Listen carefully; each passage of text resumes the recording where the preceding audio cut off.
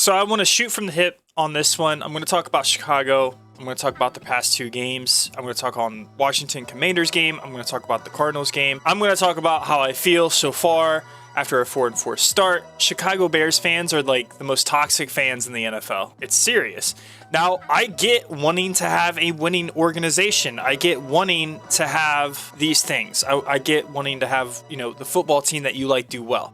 For Chicago, it's been a long time since that was the case. And the last time that they were good enough to go to a Super Bowl, they lost that game against Peyton Manning. It didn't rain the whole game, but it rained most of the game. It was ridiculous. It's been a while. Bears fans are anxious for a winning season. So obviously, Tyreek Stevenson fallout carrying over into this game. They didn't start Tyreek as a coach. I just don't understand that decision. We just need to move on. I'm sure they talked about this. It's a non-issue. Move on. You can't let those emotions carry into the next Sunday game. Caleb Williams is obviously pissed off. There's videos all over YouTube, showcasing his frustration, not just in obviously the Commanders game, a game they should have won, and then the Cardinals game where they just kind of got outclassed by a better football club. After a 4-4 start, I don't think Chicago's that great of a team right now.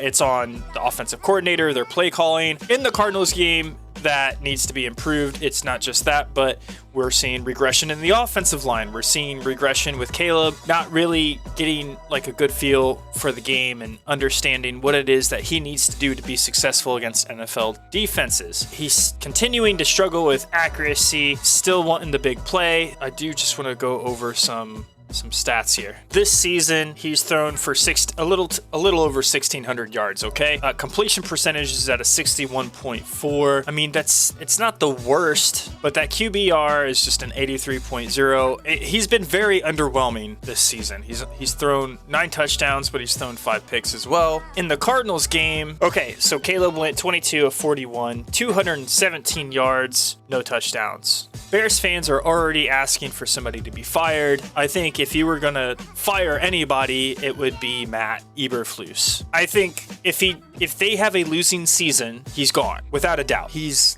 out of there. For Caleb, I feel like he does need to improve his attitude. I like that he's emotional. I like that he cares. It's obvious. He's getting frustrated losing football games. The man doesn't want to lose. I like that. I like that he doesn't want to lose and that he takes this very seriously. This is obviously not something Caleb is accustomed to. And when he lost at USC, he struggled there as well. Very emotional if he lost football games. And that's just the way he is. And it's probably a lot more difficult for him in the NFL to not get frustrated because it's just, unless you got a special program, you got a special club, you go undefeated or you only lose a couple games, that's a special season, that's a special team that you have.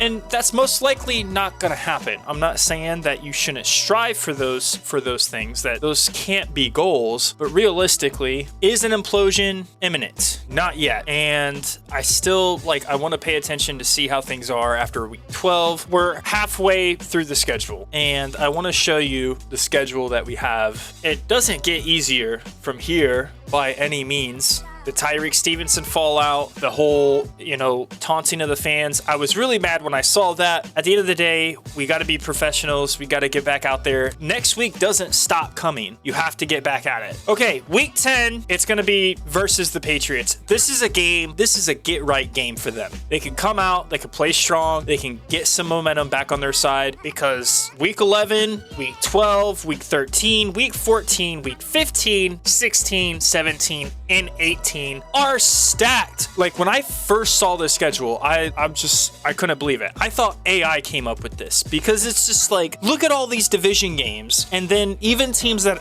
aren't in our division, like the Seahawks and the 49ers, those are going to be tough matchups. The rest of it is division games. And these, the NFC North is a tough division this year. Everybody's good. That Lions team is going to a Super Bowl. There's no stopping it. If you're a Bears fan, forget about the Super Bowl. It's not going to happen. If we make the playoffs, I'll be happy. I'm telling you right now, a Super Bowl is not going to happen this year for Caleb. I shouldn't say never. I know it can happen. Statistically, it's possible, but the chances are slim, is what I'm saying. You're not going to Vegas betting on Chicago to win the whole damn thing. If you are, then you're a moron. So yeah, week 11, packed Packers, Vikings, Lions, 49ers, Vikings, Lions, Seahawks, and Packers at the end of the year. This is crazy to me. If you're going to get your shit together, you got to do it versus the Patriots, and then you just got to start playing these division games to the best of your ability. If you're a Bears fan, I wouldn't expect a whole lot out of this team the remainder of the season. I wouldn't expect a whole lot more. An implosion is still possible, though I don't think it's going to happen. I think they have a chance to get somewhat correct. Caleb is finding out that this is actually a lot harder than anticipated. Being in the league is hard. Being a quarterback in the league is hard. I usually script everything out, and this time I decided not to. I don't think it was a lazy thing, but I wanted to be, I guess, more natural in my cadence when talking about these things, because I do feel a certain kind of way about it.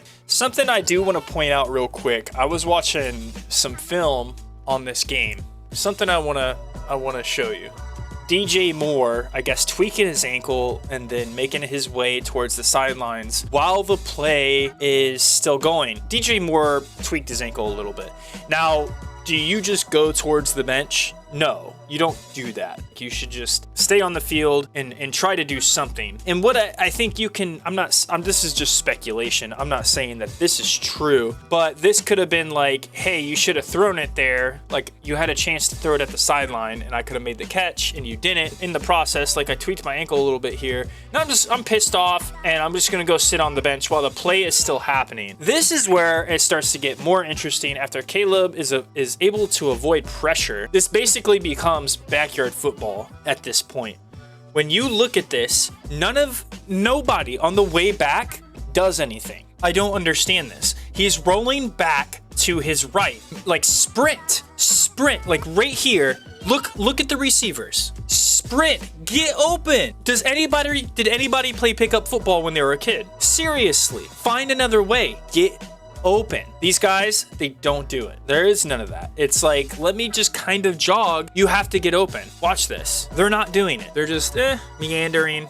And look, there's nothing there. Definitely some things to unpack here after this Cardinals game. You got to get it right, versus the Patriots. Matt Eberflus is on the chopping block for sure. If anybody's going to get fired, it's going to be him. There's a combination of things here. Caleb just maybe isn't as good as everybody thinks he is. It's not that he can't do some cool things, that he can't roll out of the pocket. That's great. But I think it's just at this level, it's different. I can tell by his demeanor and his body language and the way he's behaving on the sidelines that this isn't what he expected. He was drafted. He seemed really excited. His response to everything, like, okay, let's go. All right, this guy actually cares about what he's doing. And now, like, he's there and he doesn't really like the view. That's going to do it for this one. You tell me what you think down in the comments. Talk shit if you'd like. If you like the video, hit the thumbs up for me. Until the next one, I'm out of here.